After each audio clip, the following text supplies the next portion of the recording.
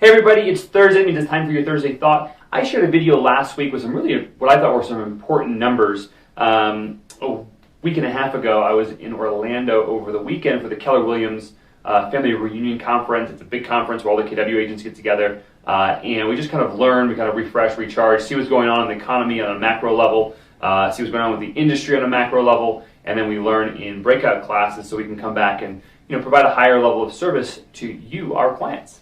And so there were three big numbers that I took away from kind of the state of the economy and state of the industry addresses that were made. And I want to recap those real fast and then kind of do a deep dive on the last one. So the first number that I shared was home price appreciation on average over the past 31 years. And so when you look at the average price of a home in 1990 all the way to 2021, and you were to lay about a 4.4, let's just say 4.5% appreciation, you'll see that actually where we were in 1990 and to where we are in 2021, we've actually seen on average 4.5% appreciation. That actually reminds me kind of like the stock market, right? Where right now it's like so volatile, it's up, it's down. The last few months have been really rough, but when you look at the stock market on average and you're able to invest and just consistently invest, you're always going to see those gains, and you really only lose when you sell, right? So it kind of reminds me of that a little bit because we're actually right where we need to be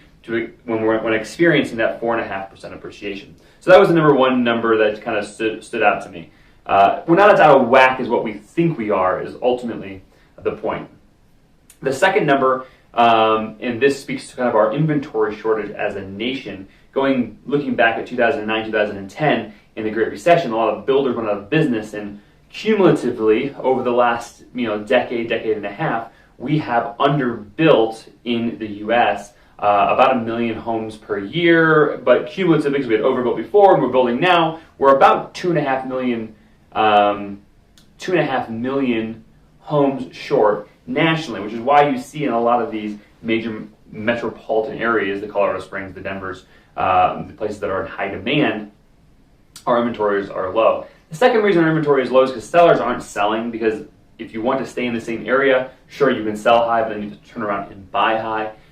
So you're not seeing a lot of horizontal movement. People are moving because they need a bigger house, they need a smaller house, they're moving out of state, and that's the kind of the limited inventory we see, but people aren't making, horizontal transitions here because you can sell high, but you have to buy high. And the third number that I shared last week that I want to share again here is an affordability index. So NAR keeps track of the average percentage of a U.S. household's income is going to pay their mortgage. And back in the 80s, when the interest rates were 15, 16, 17%, it was very often 34, 35, 36% of a household's income was going to pay their mortgage. And the average, looking over the past 40 years, is 20.3% of a household's income goes to pay their mortgage. And right now, as a nation, on the average, it's about 17 or 18% of an average household income is going to pay their mortgage.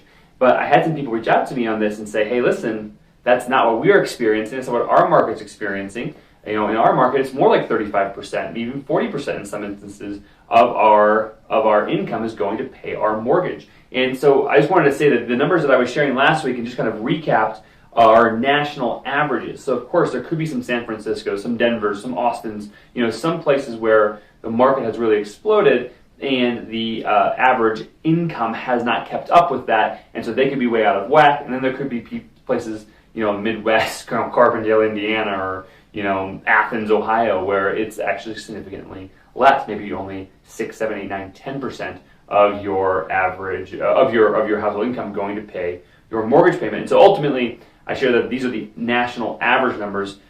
It may not be what we're experiencing here in the Pikes Peak region, but those are the national averages. And so I just wanted to kind of make that clarification. So anyway, hope that you found the information useful and valuable and educational. If you are considering purchasing or selling a home this year, I'd love to be a resource to you. Remember, I can help you here in the Pikes Peak region, really anywhere in the nation and really anywhere in the world. Keller Williams is a huge company. We have partners all over the place. So please reach out if I can be of assistance. Thanks for tuning in to this week's Thursday Thought, And we'll see you next week on next week's Thursday Thought. See ya.